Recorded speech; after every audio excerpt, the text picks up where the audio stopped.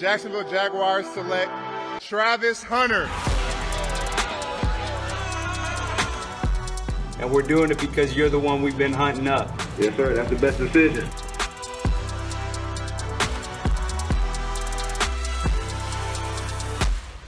Congrats, dude. I know how hard you worked for it, and it's just the beginning for us, man. It's going to be fun. I can't wait.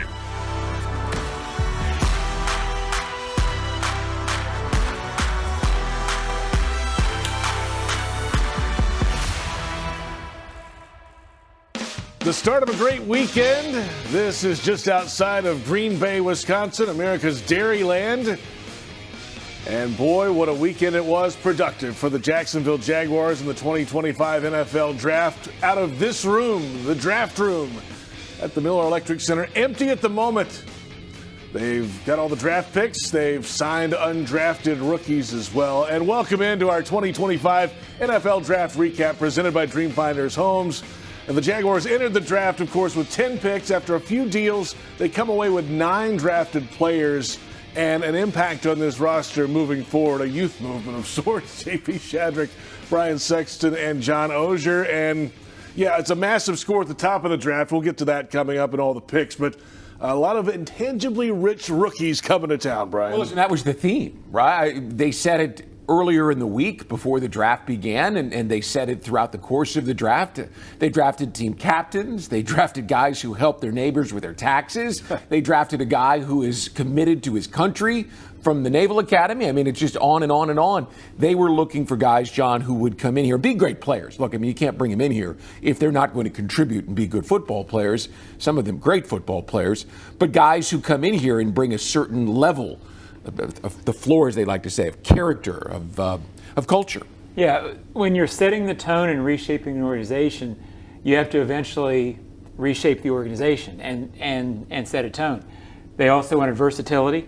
Clearly, that was a theme. They also wanted to get faster.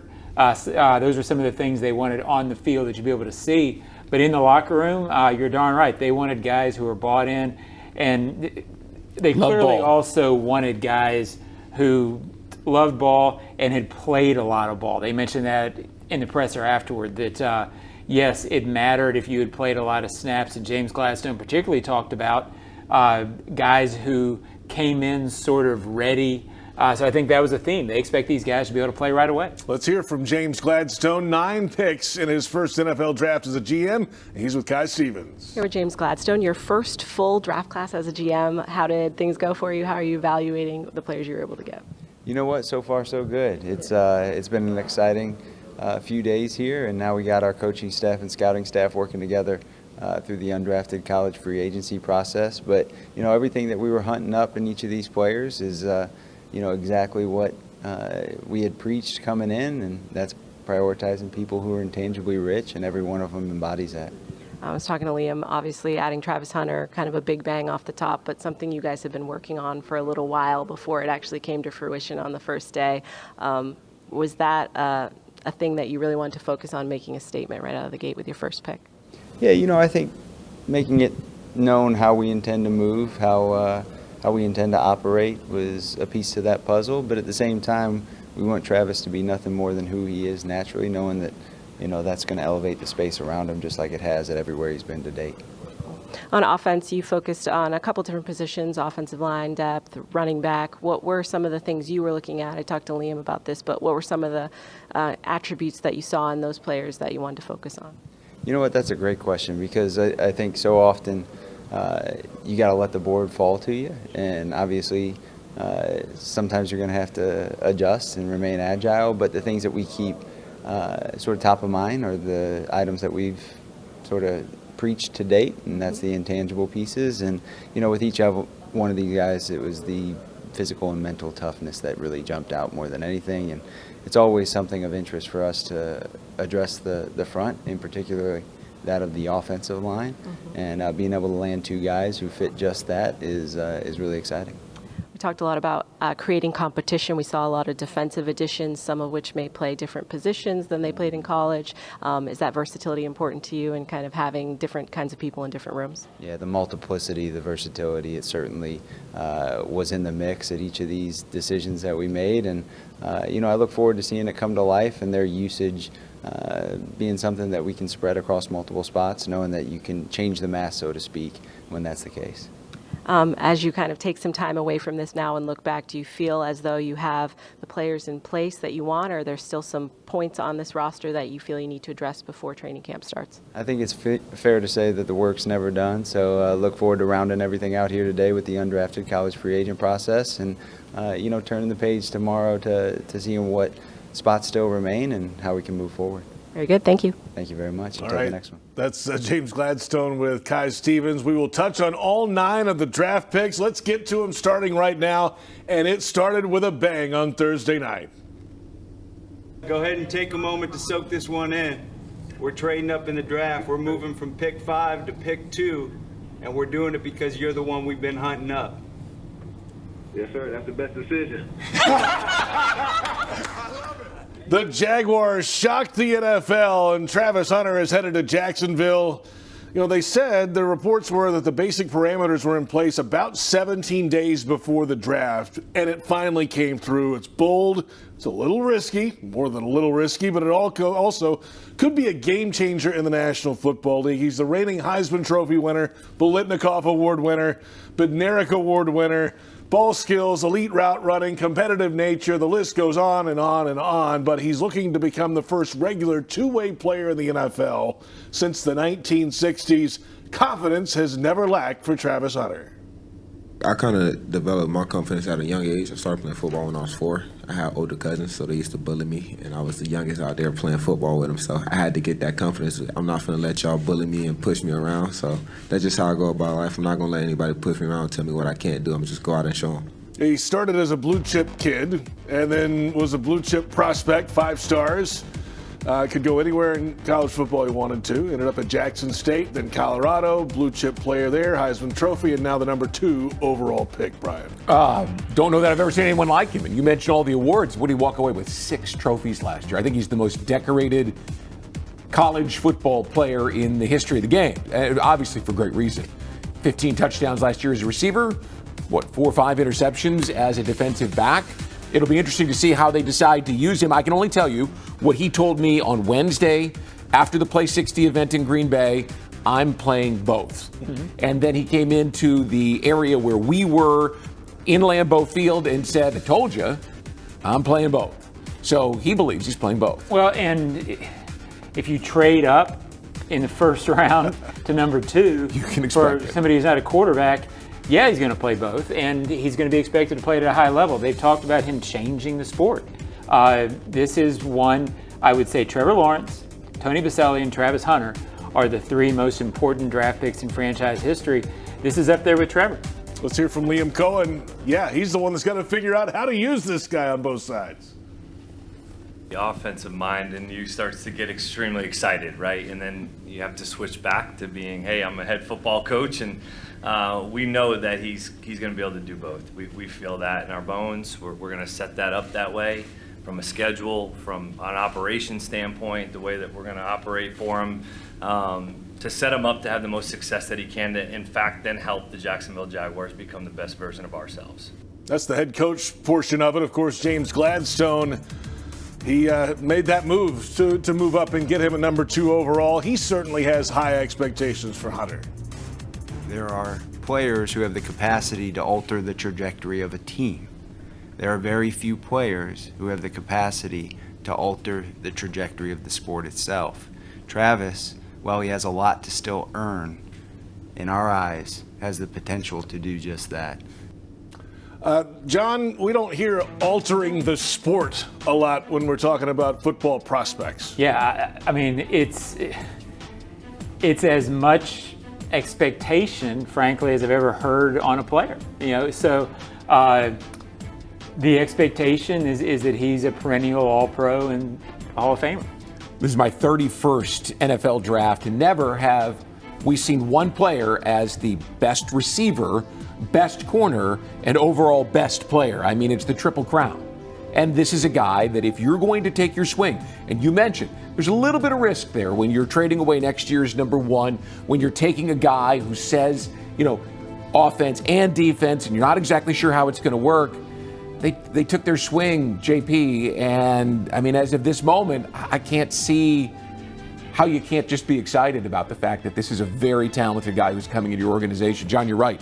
In terms of the best players that this team has drafted, in terms of, I mean, with all due respect to Fred Taylor, who we all know and love, this is right there. It's big. There are big storylines on this team in this offseason, of course, how Trevor Lawrence adapts to the new offense, how Brian Thomas Jr. goes into year two, what's the defense going to look like, but there is no bigger storyline now than what Travis Hunter is doing on a day-to-day basis. Well, the quarterback's still the big one. It's still big, but boy, Travis Hunter is right there close by it, John, for sure. Let's move along to day two of the draft. The Jaguars had a little bit of a slow start. They gave up that second-round pick to go up and get Hunter, so it was a fast finish, though, with a pair of trades and a pair of picks in the third round. Caleb Ransaw out of Tulane at number 88 overall. He will play safety for the Jaguars, and after the selection, he explained why tackling is not an issue for him. My style of play, I'm physical, so, I've just always grown up. I've known how to wrap up and just make tackles, and I've never been scared. I got older brothers, so, I was always the little one. I always try to beat my brothers up, but that's just something that I've done. Just growing up, just going and tackling dummies in practice, just those type of things. And it just translates into the game. The Jaguars then traded up to the number 89 pick while that previous pick was going on. They grabbed West Virginia guard Wyatt Milam, and he told Kai Stevens he has one primary job. I'm not going to let no one touch him. I promise him that. So I felt like I did a good job at West Virginia, not letting no one touch the quarterback. So that's my goal. I'm not going to let anyone touch Trevor. So I'm excited to that. Let's stick with Milam here, guys. Reigning Big 12 Offensive Lineman of the Year. It was a focus in free agency to bring some new faces in. And, Brian, it continues on draft night. Well, we talked about the awards that Travis Hunter got. If you just look at this guy week to week, as he was evaluated, people thought he was one of the best offensive linemen in the entire Big 12 conference. He's going to move inside to guard. He's a big guy with a nasty finish in the run game. Good, they need that, John. I mean, this is a team that has been unsuccessful on third down and short yardage for the last 2 years, and that's put all the pressure on the quarterback and all the advantage to the defense. You hate to say that a rookie is going to come in and be a game changer, but if he's as good a player as we think he is, he could change the game too. This is about getting nasty, and it's about being better on the interior of the offensive line, which has been a topic for anybody who's watched this team. So we'll see how it goes, but that's the idea. And then on Ransaw, quickly, safety now. He was playing a lot of nickel in college at Troy and then down to Tulane for his final year of college football. Special teams will be big for him, too. Probably heard James Gladstone say small school guys going to bigger schools and continuing the production. Well, that's exactly what he did, going from Troy to Tulane. And every time you see him on tape, his production just pops off at you. It's exciting to think about how this secondary can get better. Hunter, in some role, Renshaw, and they added another defensive back later in the day. Out of the guys past Hunter, I don't know how quickly everybody starts or it starts mattering. I expect Ransaw to start mattering very quickly. Out of all the guys after Hunter, this is the guy that you hear people saying, watch this guy, he's a stud. Let's go to day 3 now, and round number 4. The Jaguars had 2 early picks. They started with a selection of running back Bache Tootin from Virginia Tech at 104 overall, and speed to burn for the running back. Yeah, that's all good attributes that I have in my game. Like you said, the speed, able to make guys miss, stuff like that. That's just who I am on the football field, and that's the kind of swagger I play with. Yeah, that's good swagger to have. And then Jack Kaiser has a different kind of veteran swagger. 6 years at Notre Dame. Of course, the team captain at the end. The team last year went to the national championship game and lost. But Kaiser, in an era of transfers and NIL money, he started the old-fashioned way and stuck it out in South Bend. I was, hoping to get the cost of attendance check for $500 at the end of the semester, and that was a big deal to me. And I knew I was at Notre Dame for 4 years, and that was, there was nothing else to it. And so I think there's still that mindset to where, I'm still trying to fight for everything I have. I understand you have to earn it first before you can get it. So let's start with Kaiser here.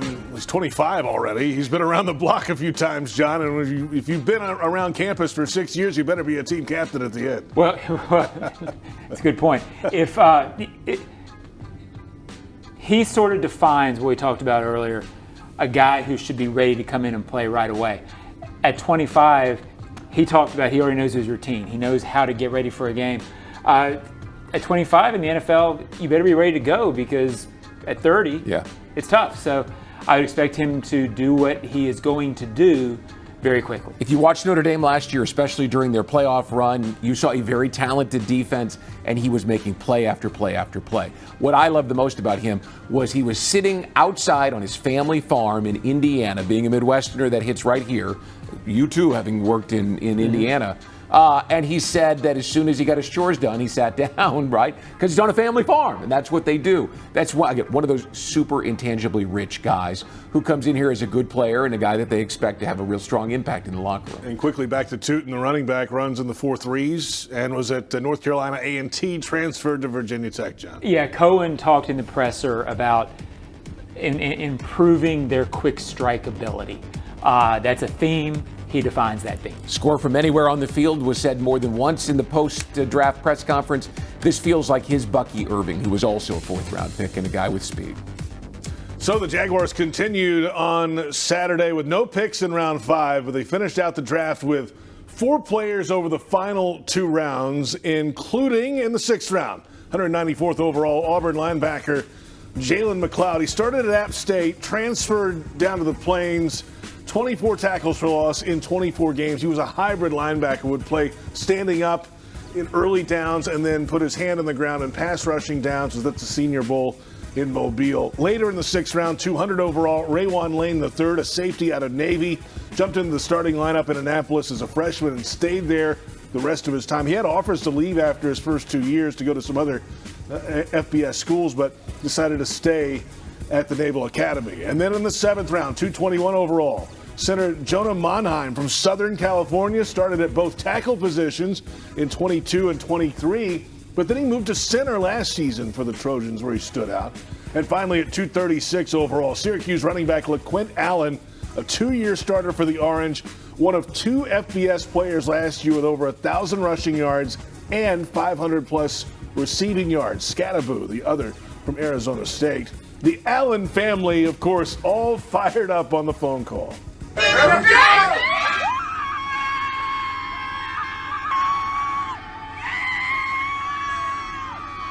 It's moments like these that make the draft incredible television and social media, guys. I mean, these last couple of round guys are going to really have to fight and earn their way on, but it's the moment of a lifetime for them and their families. The NFL draft ratings will challenge some of the NBA playoff games this weekend, and it isn't because men in suits are walking across the stage.